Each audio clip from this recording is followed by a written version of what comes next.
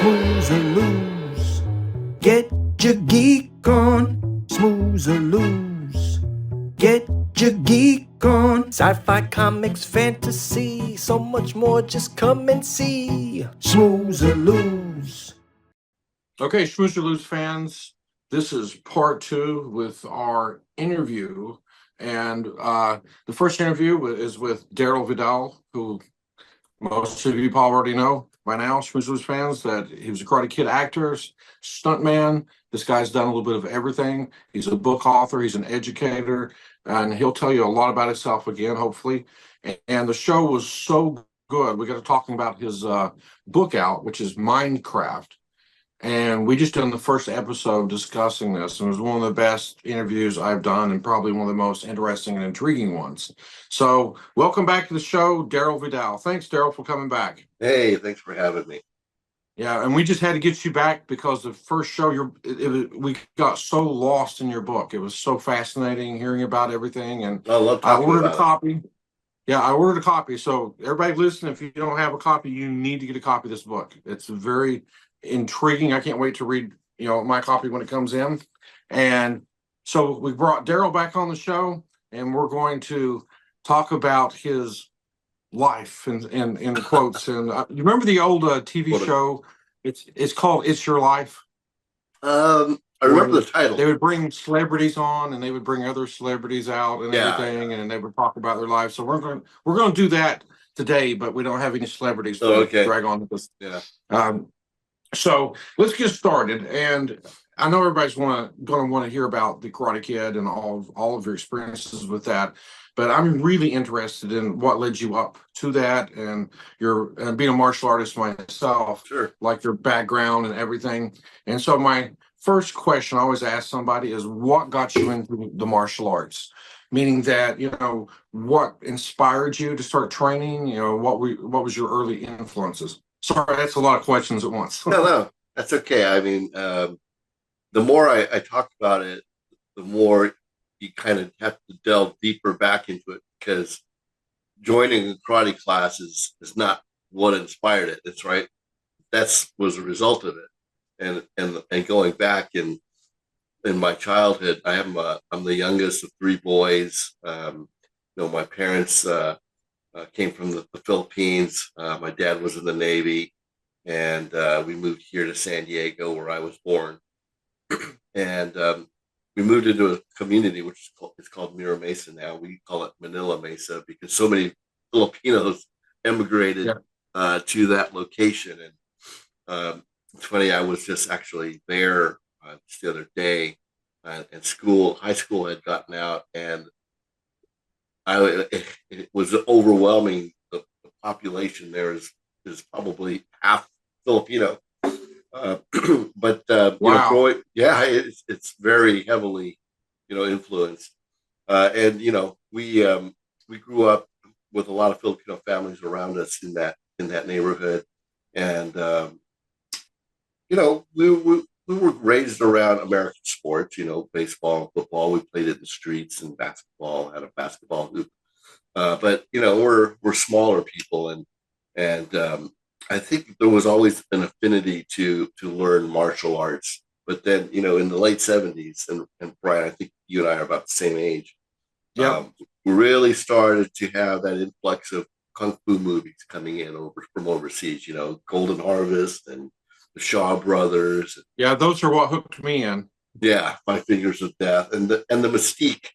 And I think I might have mentioned to you, starting to put together a memoir, not because I want to write about myself, but because so many people have encouraged me to start to write down, kind of these questions, the same question that you're asking me: how did I get started? And the more I started to put that on paper, the more I realized that that influx of movies was a huge influence. But the fact that I kind of knew that I would never be a professional baseball or football player, just my physical means, inspired me to look to other realms. And so just kind of a natural progression says you need to take martial arts, And my brothers and I would watch the movies, and then we would start kicking and punching each other. And I think I could tell even at 7 or 8 years old that I could do that. I could do kicks and punches, and I really just needed some training. Yeah. And it wasn't till probably 9 or 10 that my brother started taking karate in a Yeah. local teacher who was teaching out of his garage, which was fairly common back in those days, right? Yeah, and some of the best teachers I've ever seen taught out of their garage or in their backyard. Yeah, exactly. And then he would bring that home to us, and so that was kind of my first, exposure to really learning. Okay, here's a stance. Here's the ki. Here's how to punch. I think everybody can watch TV and see that that little punch there, but to be it taught, where does it start from? How does it finish? What knuckles you punch with? So what year was this that you started? Probably what year? Yeah, I'm thinking 72, 73, something like that. Yeah, see, I didn't start till 77, but you hit the years if it's 72. See, 1970. A lot of people don't know this. 1971. I'm sure you watched this. Billy Jack. Yes. Yeah. You know what? That's right. He was actually the first American martial arts star. Yeah. Everybody thinks it was Chuck Norris. Chuck Norris wasn't in Way of the Dragon until 1972.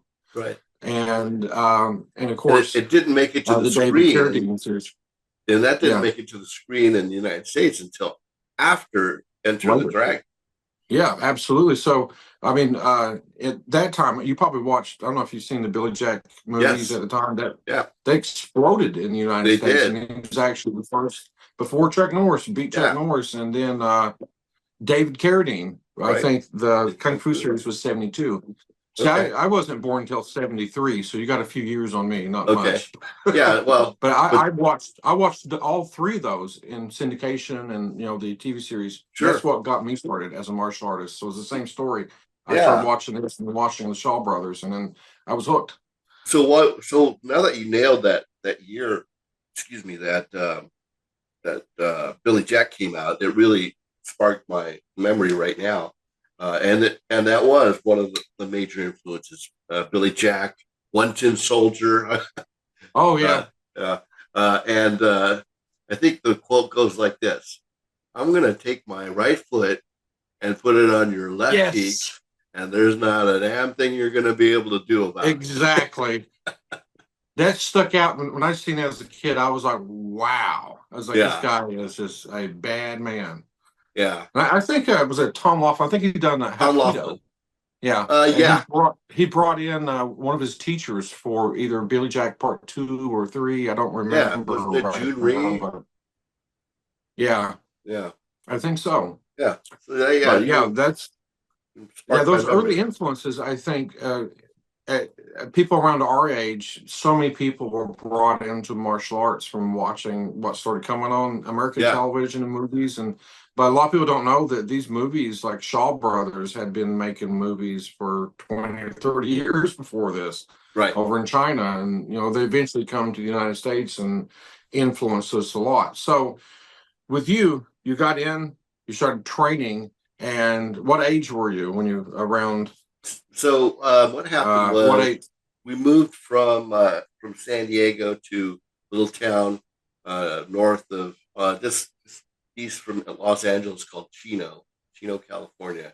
And that was a little bit of a culture shock because we moved from a town where there were a lot of Filipino people and then to a town that was mostly white and Hispanic. It was more of a rural town at the time. It's a big city now, but so I was like, when we moved there, and I think it was 72, 73, I was like the only Filipino kid in the town, in the school that we went to.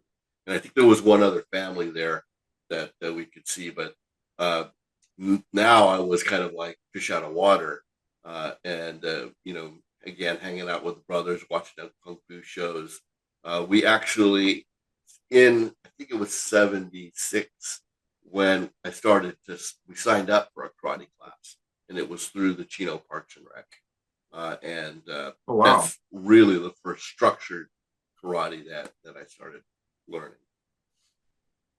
Yeah, it was about 77, I think, when I started. When my dad, had studied in Japan from Miyagi's students, I started learning from him around. You got me officially beat by a year studying, so that's like we've been doing martial arts almost 50 years now. Yeah, it's crazy. So it's a long time, and it's amazing seeing, and honestly, the first real, to me, the first real American full martial arts movie is The Karate Kid. I mean, it come out in, 84, the first one. Yeah. And that was the biggest influence on me. That's the reason I'm so excited to get you on the show, because, I grew up watching that, watched it with my father.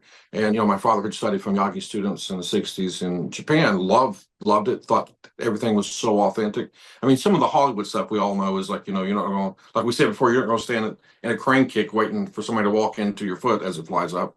But so much of parts of the culture and everything were, very authentic. So getting back to how you tie into this. So you've been doing martial arts since you were a kid, and so you've done really well competing, and you were competing out in California a lot and doing, I think, like kind of like the martial arts circuits where people throw tournaments and you would show up at the tournaments. They had a big, it was called the Pacific Rim promotion. A bunch of the tournament promoters got together, and they've kind of created a tour, if you will, a circuit, like you said, where they started to schedule their tournaments working together, so that they could, instead of bumping into each other, they would have weeks on end lined up where everybody knew where they were going to go compete. And my instructor was really into it. Yeah. So when you were competing, you were doing Chinese Kempo? Yes. Yeah. Yeah. So you're competing with Chinese Kempo forms and winning pretty much most of the tournaments you were entering at this time period, I think. Yeah. I mean, just to qualify that, we're Chinese Kempo, but Chinese Kempo doesn't really have jumping, spinning, flashy kicks. We have back hook, obviously, and you can always add a jump to a back hook. But it wasn't until, well, obviously, off all the kung fu movies, you see jumping stuff, but going to open tournaments and starting to see other styles, Taekwondo and Hapkido, these guys would come in, and that's where I kind of saw people doing jumping kicks and spinning kicks. So every time I saw something, I said, "Oh, well, I could do that." I would add that to my kata. I had a kata that was starting out as a school kata, but then after a year or so competing, I kind of just dropped all that and said, "I'm going to make up my own kata," and because I knew that it would be the best way to incorporate all these flashy kicks into it. And at that time, that's the only way you could win tournaments, because they were looking for all the flashy moves and the wider, broader kicks. It would definitely set you apart. I mean, if everybody is doing basa dai, and it's a very good, strong kata, but then you came in and did a jumping backflip or something, it was like, oh, well, that's different. And it was also before they started to incorporate like showmanship and musical katas, and all these other kata divisions. So I would be doing a kata, and 5 of the other people are doing the same kata, and 6 of these other people are doing their same kata, and then I show up, and the first thing I do is run up and do a Russian split kick over the judges' heads and wake them all up from their sleep. And that kind of changed everything for me. It would set me apart. And absolutely. Yeah. And I think I mentioned to you that every flashy, spinning kick or jump kick that I do that got highlighted in the Karate Kid was in the kata that I would do and compete with. So wow, that's very interesting. It is. I can actually replay it in my head, the jumping split kick, which I can't do anymore. Back spin, jumping back spin. At our age, you're like, what's a jump spin kick? Oh no, I know. It's like I can do the spin kick, but if you want to be in the hospital a few days recovering. But I like how you separated the two in your discussion, because you studied the Chinese Kempo, which is literally from Shaolin. Southern Shaolin, which is mostly all Okinawan karate. You know, Yeah. most Right. all Asian arts come from the Southern Shaolin temples. And for our viewers here that are interested in martial arts, you know, what Darryl was talking about, you know, is they didn't do a lot of flashy kicks. Well, the real Shaolin Kung Fu and Okinawan karate, there's not all these high flashy kicks. Right. And the moves aren't that flashy, though they get very intricate, but they're so tight and really close in range. Right. You don't see the real fighting on film. It's not pretty. Right. Because It is not conducive to, you know, it's most more like pow, pow, pow, pow, what just happened? That's So true. you have to stretch everything out, make things look larger, and that's what you did for the tournaments, so they Yeah. can the judges can see your moves and things. And Kung Fu done the same thing. Like when after the temples burned, they I call it troop Kung Fu or opera Kung Fu. And All right. so a lot of the remnant of Shaolin started traveling with opera houses because you know they were trying to overthrow the Qing dynasty, and so they didn't want you know they were supporting the Mings. They didn't want you know them to know that hey we're ex Shaolin guys that you were trying to eradicate. So they would do their performance martial arts on the opera stages, and so they did what you did. They elongated the movements, stretched out, done high flashy kicks, and started adding this because it was so beautiful to watch, very aesthetic. But the old martial arts, which what you learned, that's for your fighting, your combat, your self-defense, the real fighting arts. Right. But then the performance art you did, you know, they're the same thing and two separate things at the same time. Right. Which is yeah, go ahead. I'm sorry. Yeah, I was just going to say that, you know, it's interesting talking with you because even though we started training all these years ago, my instructor didn't do a lot of historical stuff. You know, he didn't know, you know, whether it came from, you know, Shaolin or, you know, we knew that there were these names back there like Matosi and Emperado and James Lee and but I still to this day can't put together a you know a accurate lineage of you know who trained at who, except for my instructor, his instructor Dan Guzman. Dan Guzman had a black belt from you know Dorosaki and Ed Parker, and he had this incorporated from you know the Matosi side, and that's kind of where the Chinese Kempo kind of is over here, and the American Kempo is over here. But we see similarities with you know Kachi Kempo over here, and then there's all these kung fu type movies over here, moves over here, and I couldn't tell you where they all came from, but you know it sounds like you can kind of you know parse that into. Well, I'll tell you something, not for the interview, but sometime we need to talk. I have a friend that's done Kempo all his life, and where I done a lot of translating and things and studied a lot of Chinese, South Chinese martial arts history and Okinawan history. Me and him have got together and had long conversations. And, you know, he's through Mitose as well. And he's pieced together, and me and him, just by looking at the movements and forms and word of mouth, you would not believe how much he's got together with the history. It's so fascinating, which would bore maybe people on the show, but for you know, for our sakes, you know, maybe we should get together and we'll meet with him and talk with him some because he has so much.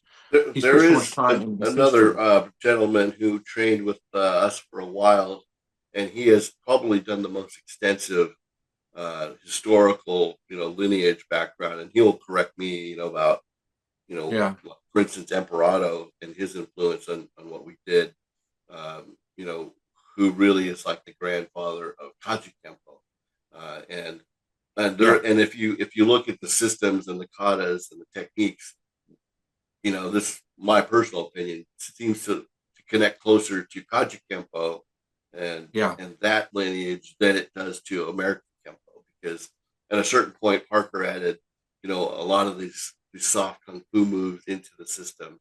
Yeah, he was. We found that he was in.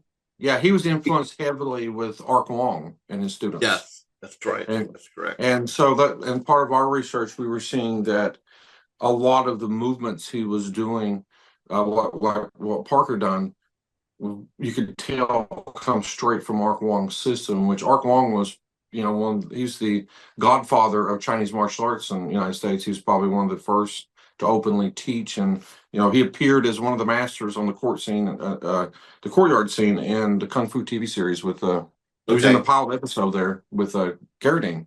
And So probably with yeah, Douglas Wong as well.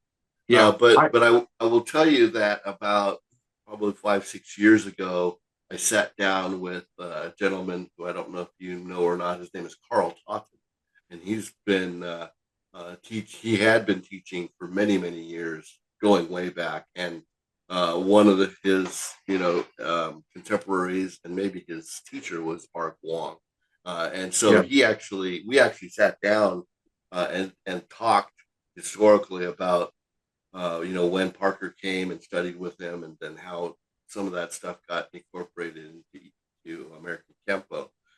So I like I said, I know some of it. I've talked to some of these amazing historical figures, but I don't know uh, particularly what years those things happened. yeah. It's so hard to piece together because at the time, it's just who would have thought to document at certain times, and That's the thing. so many wars happen that like World War One, World War Two changed the landscape of Southeast Asia in a lot of ways. A lot of records were lost during those time periods, and different things happening, and it just become really hard to trace. And even in tracing Shaolin lineages and Chinese Kung Fu lineages, so much was just word of mouth because they were so secretive. Right. And so you don't know whose word of mouth is more correct than another Right. person's without it being physically documented. And Right. and there's the Japanese at one point just started documenting everything, going way back into like the Edo period. They started writing everything out of their family lineages and stuff. But the Chinese and the Okinawans were much more like the Chinese in this fashion. They didn't document everything out. Things were passed down more like orally. And so it's just so hard to go back and trace things. And what I've been doing is just take the roots of the oldest styles you can see like out of Shaolin, and look at like maybe the bridges. Like all Kung Fu's built, Shaolin's built on 28 bridges, which is 28 postures. And then if you look, every style in Okinawa, from Shotokan, Goju-Ryu, Shorin-Ryu, which is Shaolin, school, every Southeast Asian art works off of these 28 bridges. You can see the commonality. Right. And so, we're piecing the things together like that. And it's just, like I said, it's amazing how things are so connected, and, finding that, but then it's like also a mess trying to find exactly who did what and what came from where. Right. And I would tell you that what we do know is that several characters came out of studying in Okinawa from the military, right, in Hawaii. So we know that Parker and Joe Louis and several of those other guys came to California after those those years in the late 50s, early 60s, and that's where those initial roots showed up here in America, and then from there, so many other things happened, right? Yeah, there were several, I think, teachers in the Marines that had studied in Okinawa. I think as early as like the late 50s that had studied there and then brought it over. My dad didn't study until like the late 50s, early 60s and stuff. And then he brought it over. So let me ask you he didn't even teach until 77. And it was me.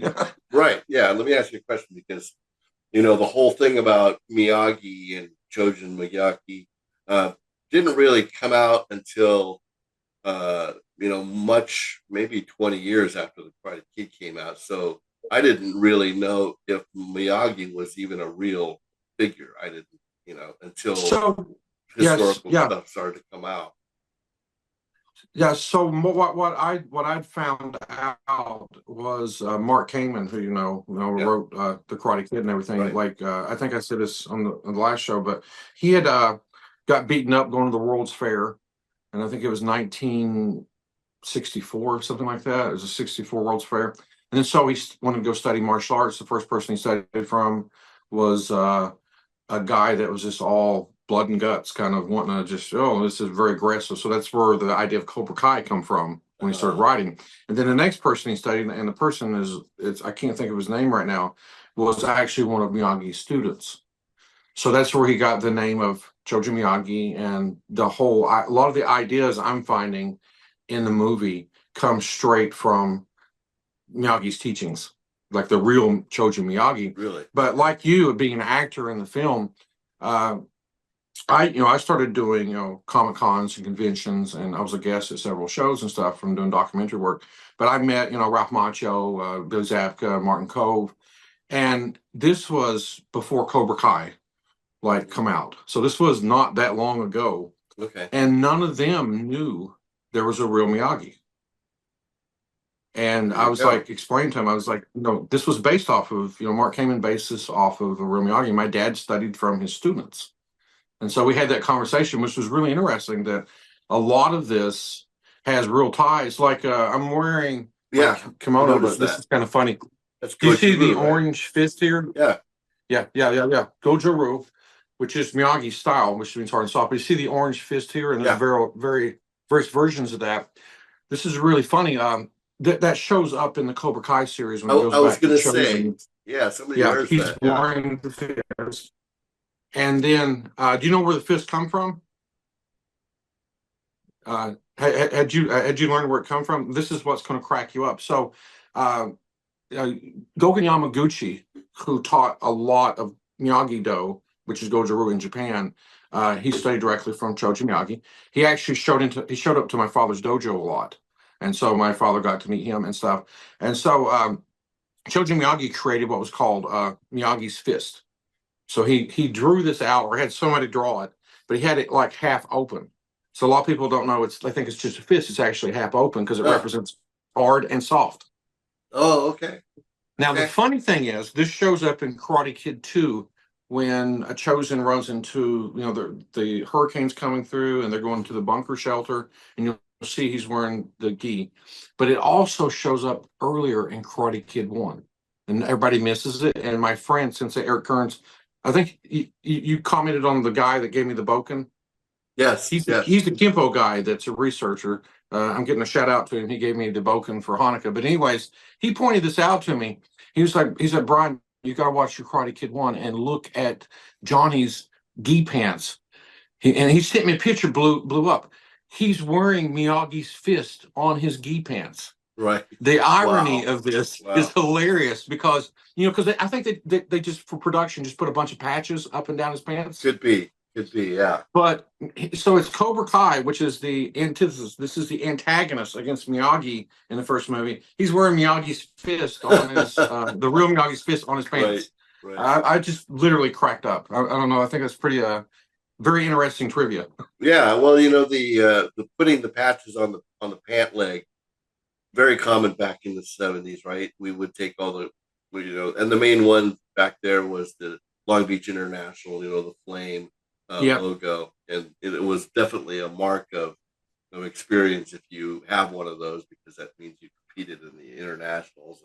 And so if you had, 10 or 15 of them, you had some real experience. But, there were other systems that started to make their patch more popular. Was Four Seasons from Mike Stone's organization, and one of them was the Goju-Ryu patch that you would see. So when it showed up in the Karate Kid, I saw that and said, somebody just bought a bunch of patches and stuck them on his gi. But I don't think anybody knew that the Goju-Ryu patch has a connection to the real. Yeah. So he was fighting Miyagi's student while wearing Miyagi's patch. That's hilarious. I love things like that, and it's just to me it just brings the film alive in a sense, because there's so many things behind that. It is so deep. We don't even know, and we haven't known for so many years. Yeah. So you're literally competing, and then a scout sees you and like, wow, this guy is phenomenal. And like I said before, when I seen you in Karate Kid with the praying mantis on the back of your gi, I knew the actors. I've been doing martial arts all my life at that point, and I was like, I knew the actors done no martial arts or very little. But when I saw you moving, I was like, this guy's balanced. He's seasoned. He's got all this structure. This guy's trained in martial arts for a while.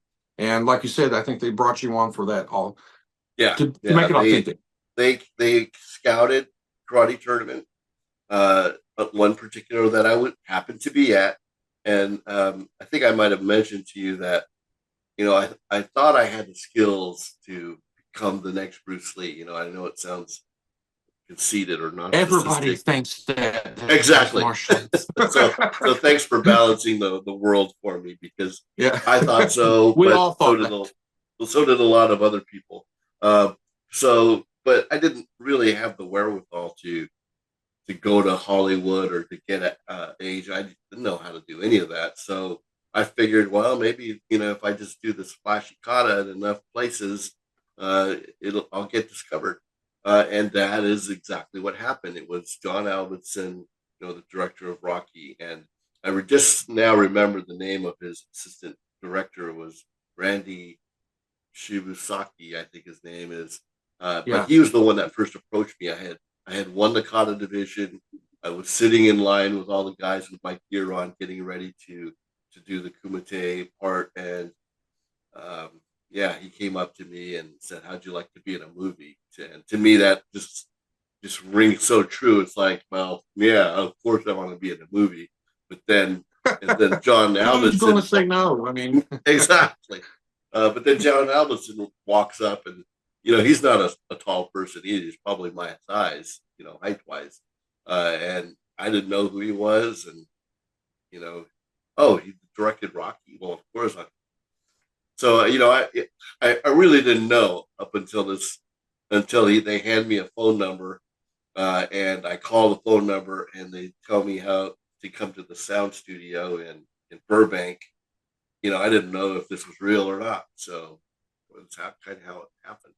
wow, that's amazing. And then so you got pulled in, and then production starts and everything. And I don't like your own involvement with production. So how does that first start? Like, what was the first scene they filmed with you in it?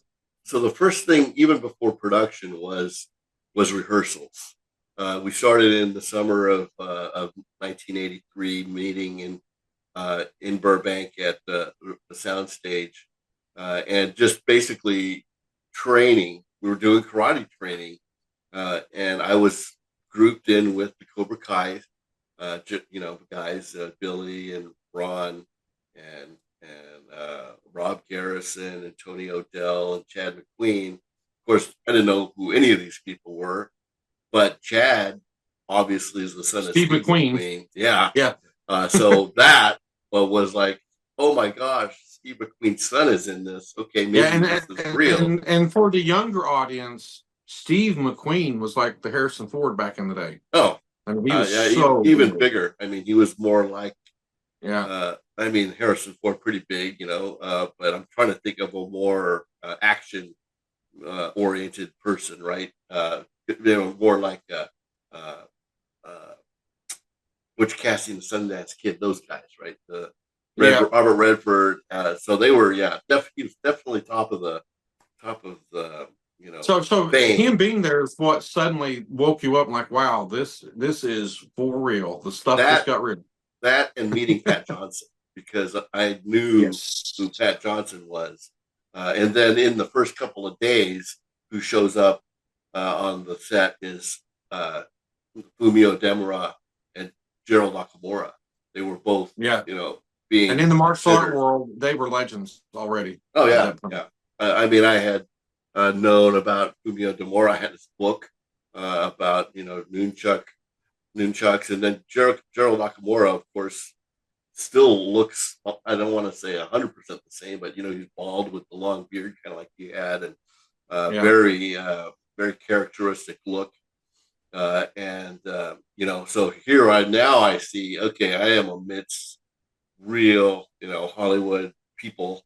So in your brain, it was like, this may be a C movie, and all of a sudden you realize, hey, this looks like this is starting to be an A movie. This is and the one that cemented it for me was that when Jerry Weintraub rolls up in his Rolls Royce, and I get introduced to him, and I said, okay,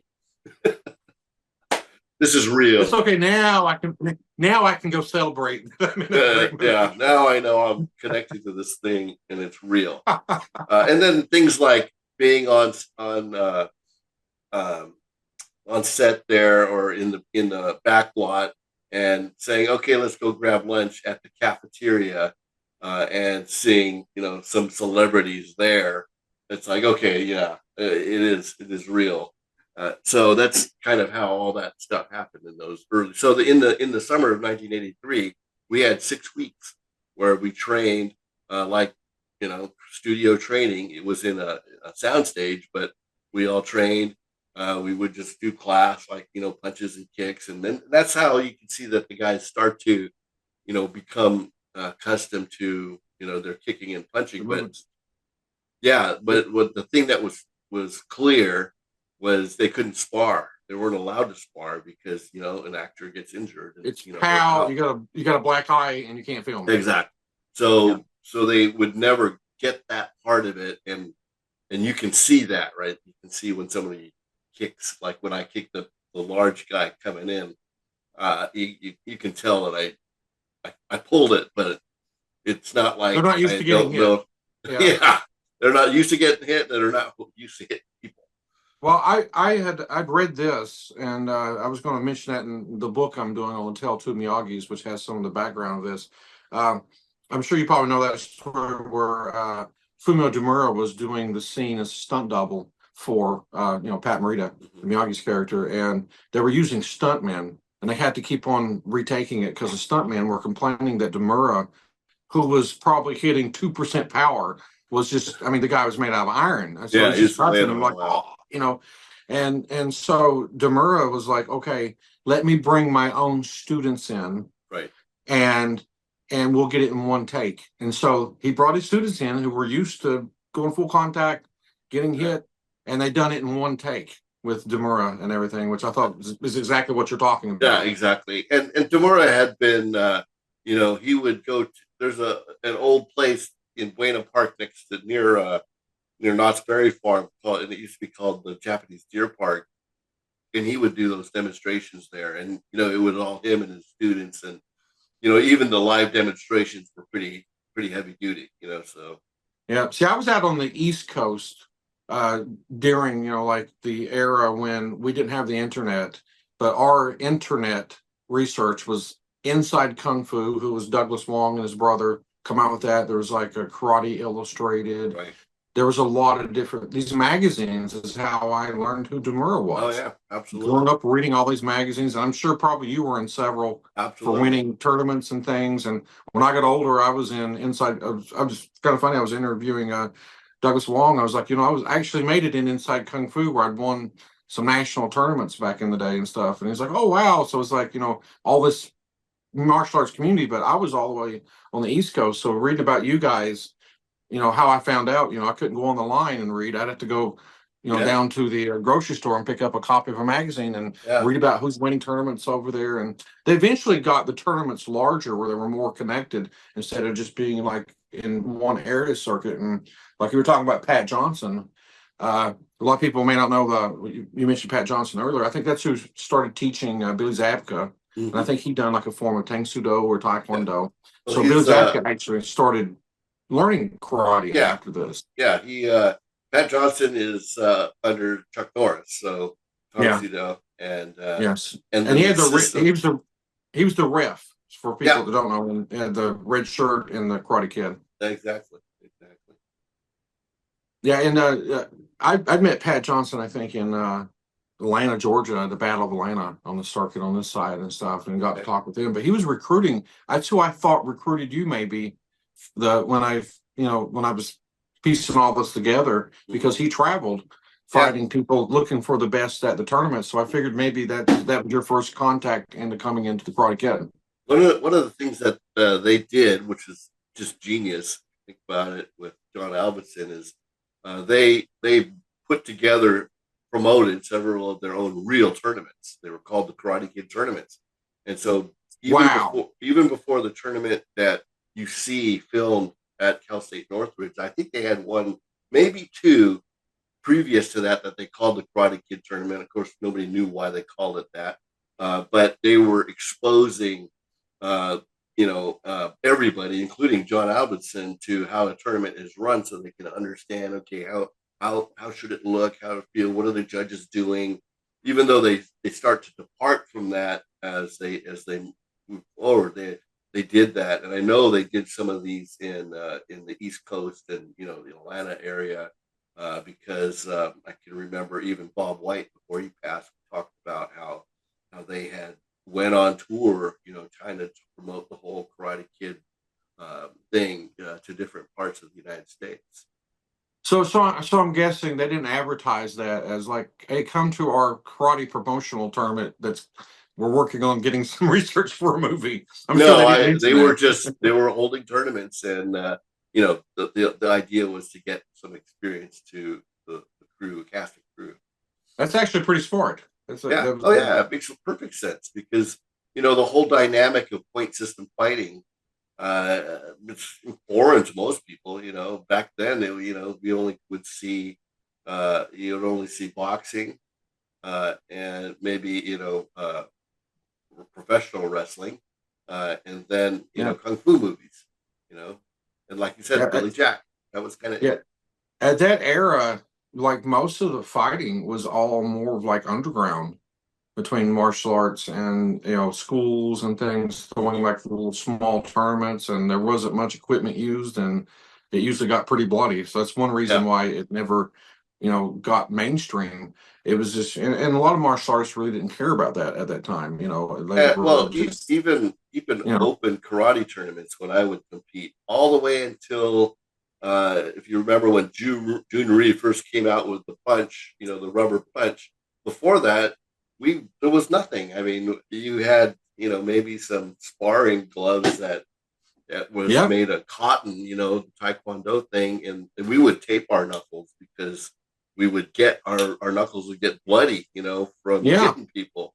But there was knuckles, maybe those little shin guards that you would get for soccer, little cotton things.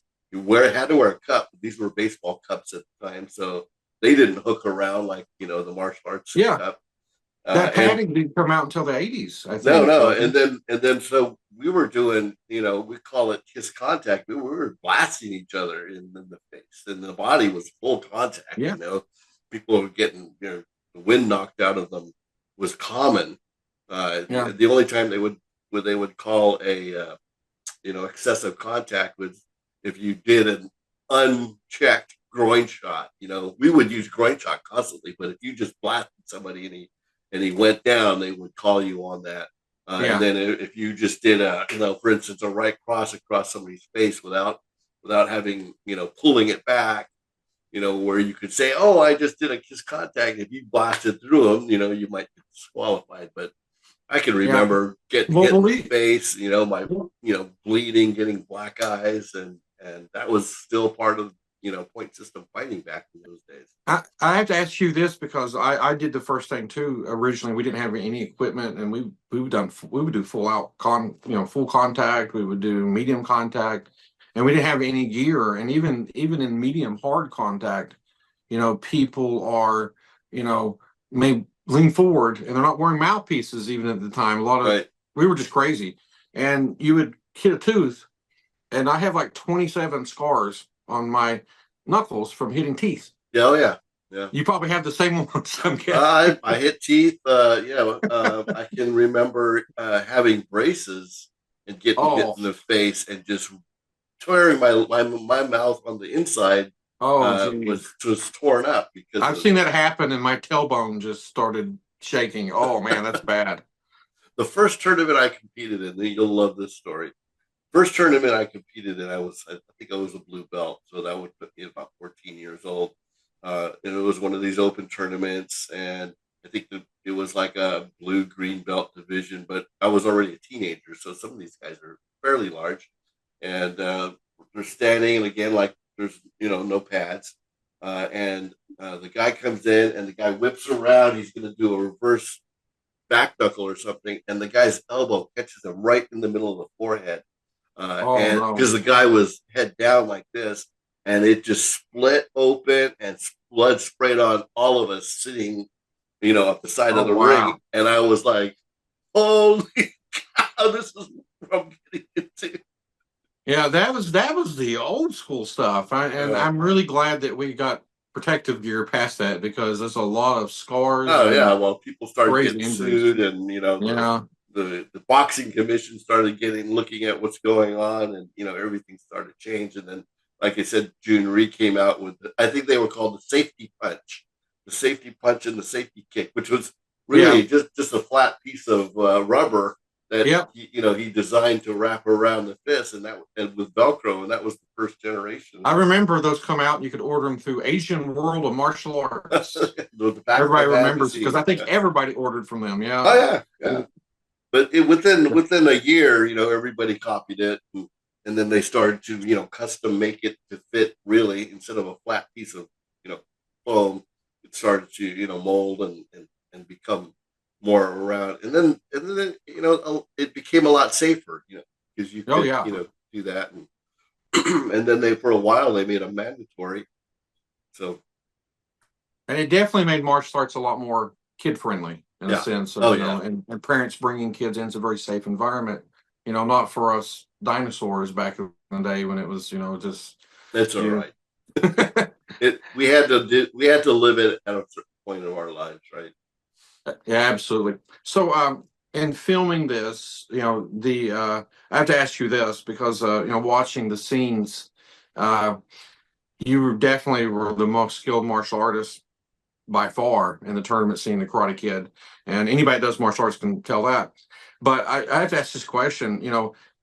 Having known, like, I've met Billy Zabka several times. I've done a little interview with him at a show, and this was for Cobra Kai. And I want to ask you. So these guys had to be a little bit scared, even though it's choreographed. Here's a trained martial artist, and you're more of an actor, and you have to, even if it's choreographed. There's a guy doing flying jump kicks at me, and all this. How did Billy feel about this? It's Going it's against you, even though, I mean, they wrote it to where he wins. But yeah, I yeah, mean, it yeah. probably would have been over in seconds if it was a real fight. Well, yeah, obviously. I mean, not only that, but the way that we fought back then was so sneaky. There's no way anybody would have a chance that didn't know what we were up to. But Billy Yeah. was such a good guy. We immediately hit it off. Became, you know, I'm not his best friend, but we're buddies on set. Definitely, we connected. And since we had to choreograph our fight together, and I was kind of, you know, Pat Johnson oversaw everything, but he kind of let me, set up all my fights. We worked a lot together, and he was an athletic guy, so it wasn't Oh, like he's very athletic. That's the yeah, reason Cobra Kai, you can really yeah, see he there, can move yeah. very well. There was even a point at which I said, hey, you know what, you're he's much bigger than me, so I said I'm gonna make some contact, but it'll be light contact if that's okay. Because back then it was like no contact with the actors, don't touch them. But It's he said, it's yeah, not like yeah. Hong Kong filming. It's not like a Hong Kong filming where they expect you to knock them across the room. Sure, sure. But so we had an agreement that I could make some contact, and so as we do it, I'm pulling everything still, but we kind of knew and understood that there might be some contact, and he was okay with that. And that was a lot Yeah, of fun. and the film footage turned out really good. I have to say. I mean, and it's actually aged well, even going back and watching it, for that time Well, period. I would tell you at the time, we didn't think so, because me and all my karate buddies, we would always do stunt fighting, pretend fighting, and even film it at the time. And we weren't professional, stunt people by any means, but we sure knew how to pretend that we were getting hit, and pretend to hit somebody. So, yeah, when we were watching the film, especially when we were watching, I mean, I don't want to, disparage anybody in particular, but Ralph fighting with some of these other kids, and I would be just another detail. A lot of the background people in the tournament were real martial artists, because these are the Yeah. people that would come to compete in the tournament, so they would have them come and be in the background. So some of the background things that you'll see is real martial arts doing for their pretend sparring. So, Nice. we'd be sitting there. If you look in the background of the tournament scenes, a lot of times you'll see me sitting in the background or standing in the background, and we're just laughing and saying, "Oh, this is terrible. It's going to look like crap." But then, like you said, when it gets on the big screen and it's the right angle and shot correctly, it looked great. So Yeah, it looked fantastic. Even to yeah, this day, I I was mean, wrong. how after this many years, I mean, that was 84. The film, I Yeah. think I still watch it from time to time with my son, and we both, I think it still looks good. Yeah, well, and then you still laugh at Ralph going, Yeah. I So hope he doesn't see this. yeah, this was funny because I was imagining, you like Bruce Lee being the martial artist and the actors, they don't have to go on screen against you and stuff. So I was thinking about what happened with Batman and, Adam West and Burt Ward and stuff. But I'd met both of them, really nice Yeah. guys.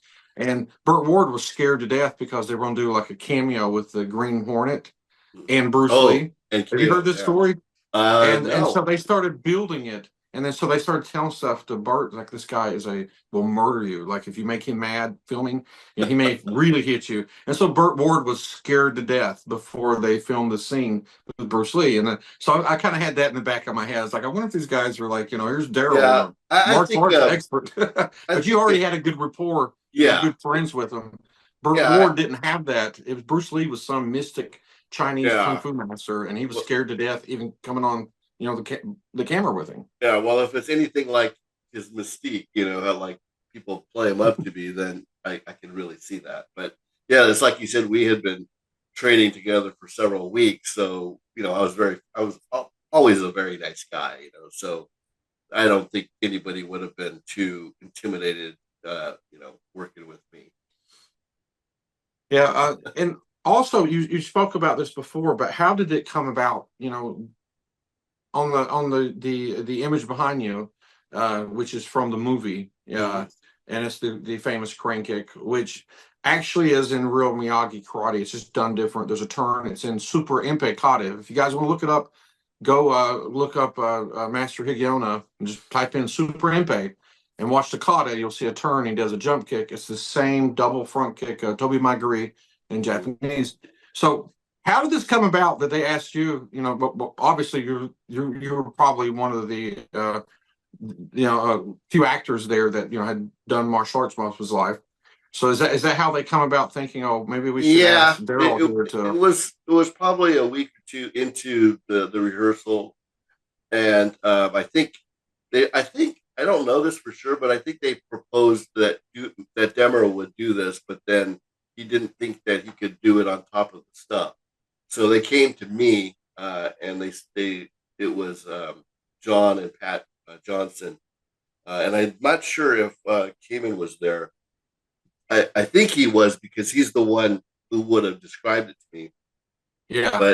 But his idea, as they had written it, was that the kid would get his leg hurt, and so he had to stand on one leg, and from there, he would be in the crane position with the arms out, and then the knee up, and then jump and kick, and then land back on that leg, and I kind of said, well, first of all, why would the arms be out like this? Why would you ever do that? I can remember that I said it that way because I was kind of like a conceited smartass at the time. But they said because it's the crane kick, and I said, "Oh, I better shut my mouth and just do what I'm told." Yeah. Put that conceited guy back into back in the closet and just do what I'm told. So I said, "Okay, it's the crane kick," and then. We actually, I said, let me practice it a little bit, and I'll come back to you. And this was during one of the rehearsal times, and I actually was working on it. And Ron Thomas and I were talking about it, and I'm like, they don't know this, but you can't do this. It won't work. If I'm going to jump off a leg and land on that leg, I'm going to need to run into it or something. Yeah, you need 2 or 3 steps to do that. Yeah, you're going to have to jump into it. I did it with a double jump, like say my I don't even know the real my Toby Gary, and Toby and so Marguerite, I think, is the name of there it. you go. And so everyone has, every system, even our system, has what we call the double jump kick, and I've heard it called, the step kick or a fake kick or whatever it is. But with the knee up position, you jump off that and launch into your opponent. You're going to land on the opposite leg, but I said I can hide that just by landing and then switching back with that leg up. And I said, "This, how about this?" And they said, "Okay, that'll work." And so I would go here, stand like this, do the kick, and come back. And then they said, "Okay, well, you're going to have to do something with your hands." So I said, "All right." I had been training in Wing Chun at the time. So I took on this Wing Chun flank guard, come down Yeah. into a That's cat. Like that's the center. That's a yeah, yeah, the yes. center line guard. Your Pak basic, style, yeah, double pak style. exactly. And then with the knee up, come down low, and that's kind of stooped over, and then come up high, do the kick, and then land back, switch the foot back, and they said, "Ah, that looks great. We'll do it. That's the crane kick." Wow. And And there's a lot of debate because there is a crane system, yep. in the China, and white crane, I think it is, and they have a move where the arms are up, but they run and jump and do a really Yeah. flashy kick. Yeah, they're in the white crane I studied, Lee Sal system, 5 animal kung fu from Shaolin.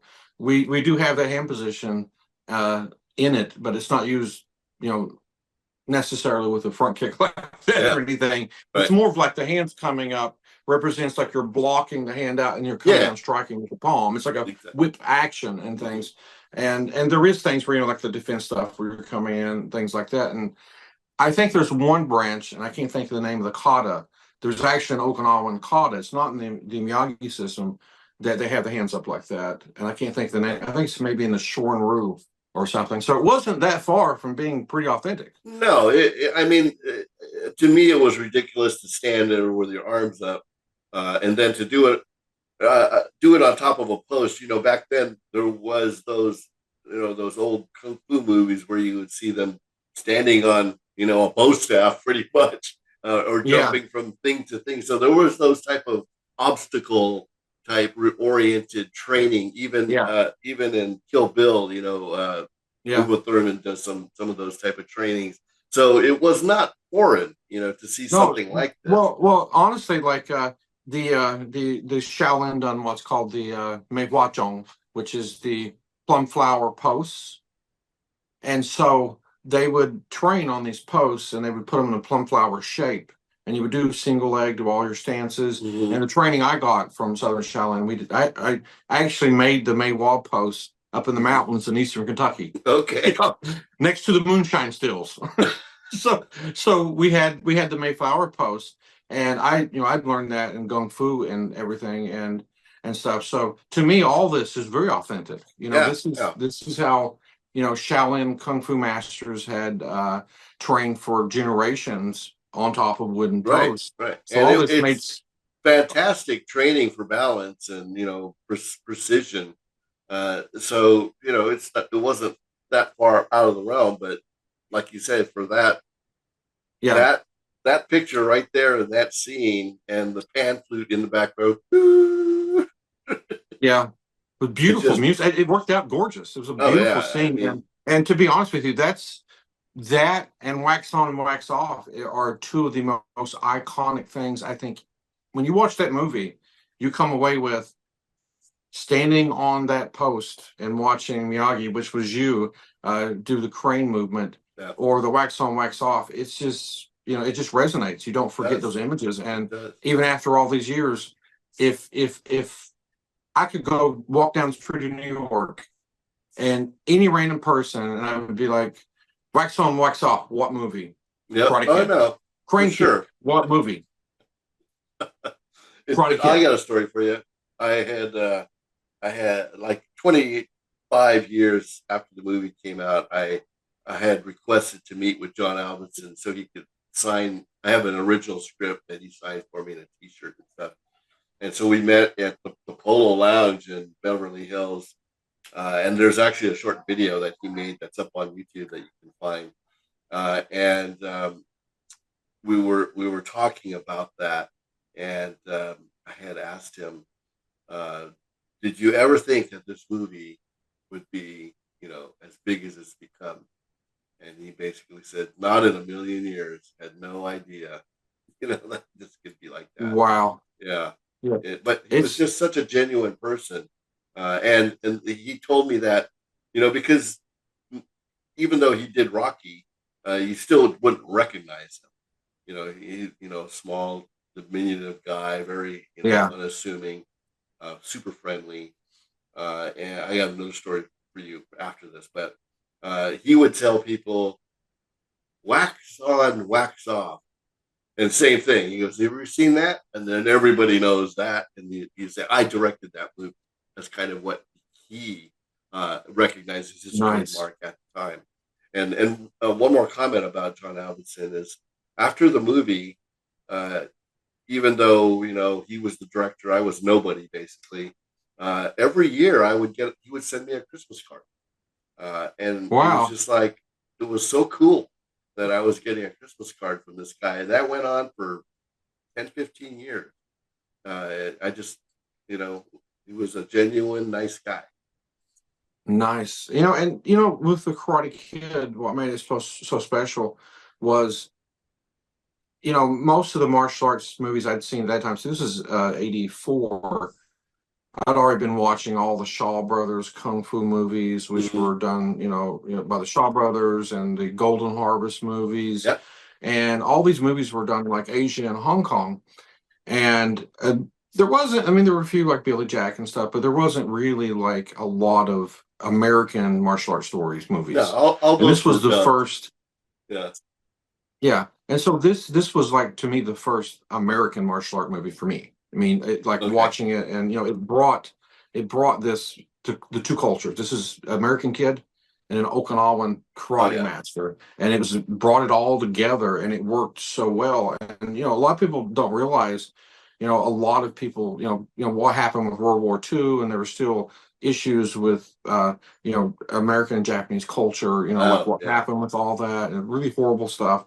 And the Karate Kid dealt with that, very well. In some of the scenes where it Yeah. talked about Miyagi and his family being in the intern camp and stuff. It brought very you know dark parts of history Yeah. that were part of, and sad stuff. But it also repaired that. A lot of there was a lot of there still is World War II vets at the time that had fought in Japan, and Oh no, you have there's no you have doubt. problems with people who you fight against. Like people, have, like, the Jewish people have had problems, sometimes with just German speaking people, with what happened with the Nazis. So a lot of that happened with somewhat with the Japanese. And so what happened was Pat Morita's character was written. Mark Kamen wrote him so well. Morita acted it out so well. And this whole story was it was just lovable. I mean, Oh I yeah. can't think of another word. And Yeah. all of a sudden, everybody's viewpoint starts changing on, wow, It was Japanese culture totally is gorgeous. it, It's a it unique culture. yeah, it was And totally like you said, the first hand extended across, because the way Kamen brought the Miyagi character. He fought in the war as part of that regiment that was, of Japanese soldiers. The wife was in Manzanar. yeah, I mean, it was, I wouldn't say it healed it, but it was the first recognition of these starting to things. bridge that. Yeah, it Yeah. started Bridge the Cat, and one of the first reunions that I attended, and this is probably coming close to 30 years after, was at the Japanese Museum in Los Angeles, Oh, wow. and they had the whole Karate Kid cast there, and they talked a bit about that, and they had Miyagi's real uniform that was an identical creation of that you know that regiment. I don't know if it's the right word, but that group at the time, and so yeah, it was a milestone, even for the Japanese culture, to say, you know, can we get past what happened in World War II? So Yeah. And amazing. my dad experienced that being there in Japan and stuff. And like I told the story, Emperor Hito walked up to him at a base, got out all these limos, and and bowed. You know, my dad started to bow because you didn't touch the emperor. I mean, this Right. was the son of the, this was God, the son of yeah. God in a sense, how they looked at it. And Hirohito reached out to shake his hand and to show that, that connection. And Hirohito was one of the That's pretty implementing. amazing story there. Yeah. Yeah, it's a crazy story. I had to ask you this, and it's kind of funny. Did you fall off the pole? I just have to ask this because, Yeah. like, trying to do that you had to fall off once or twice, or No, you, the thing is, I mean, I couldn't do it now. My balance is not nearly what it used to be. But at the time, I had, I could, put my leg up and hold it up like this. I could stand like that. So when we did it, first of all, when we practice it, I would practice on top of a paper plate. The paper plate's flat on the ground, but I was practicing, and I could just, do the kick over and over or land on the plate. And then when we actually got there, the stump was not cut clean. Half of the stump was like it would have been broken off. So just kind of jagged on top. yeah, it was totally jagged, and I could only stand on half of it. Oh wow! But and they didn't even know that.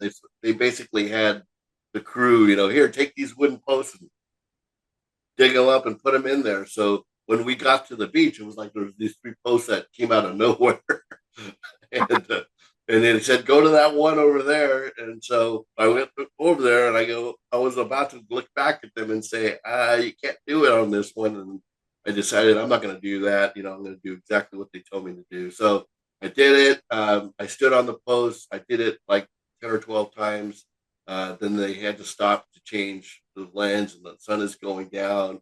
And so they had to get these shots in. And I never did fall off the post, to answer your question. It was, wow. So you had some pretty good skills. I probably would have fell a few times. Yeah, I had the skill, plus I've been practicing, and it was my time in the limelight, so I didn't want to screw it up.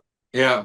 You had to get this right. Yep. Something, when Cobra Kai come out and stuff, and when it was coming out, I saw Billy Zabka at a convention, and I'd already talked to him several times about all the Miyagi stuff and everything, and so he knew, about my own family history doing Miyagi karate, my Miyagi Do Goju Room, and he's like, I want to tell you something, but I can't. But something's coming. That's all he could say. That's when they were starting to work on Cobra Kai, and I knew I was like, okay, they're getting ready to do a series. Something's getting ready to happen. So I was pretty excited. But he couldn't tell me because he was under non-disclosure agreement at the time, probably. So, and when they did that, they brought Chosen back, which I think some of my favorite parts of that was Chosen's part. I love, his character and everything. But I was upset they didn't bring you back onto Cobra Kai. I was like, okay, this was my favorite actor on the fight scenes and all this stuff from Karate Kid 1. You got to bring this guy back. Well, they talked about me a few times, right? Yeah. So, I don't know are you in any projects coming up that may have to do, because there's this Jackie Chan and Ralph Macchio movie coming up. Yeah. Are you possibly in anything, or you can't talk about anything? Yeah, I can't really say anything, but I'm not in Legends. I can say that. Okay, so yeah, so you can't say anything, but I'm guessing you're going to come up somewhere, and I'm very excited about that, to tell you the truth. It would be very cool. I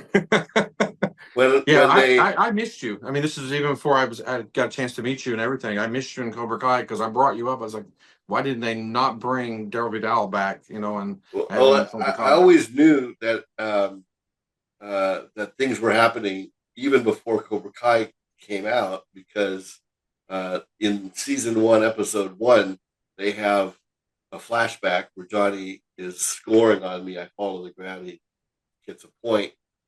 And that snippet from Karate Kid 1 required that I sign a waiver. So, from the year before Cobra Kai came out, I knew that this was happening. I couldn't say anything. And so, yeah. Wow. Yeah. Well, I look forward to seeing you. I have a feeling something's going to happen with you. That's all I can say. I look forward to seeing you back into the Karate Kid. Really would be cool. World. It would be awesome.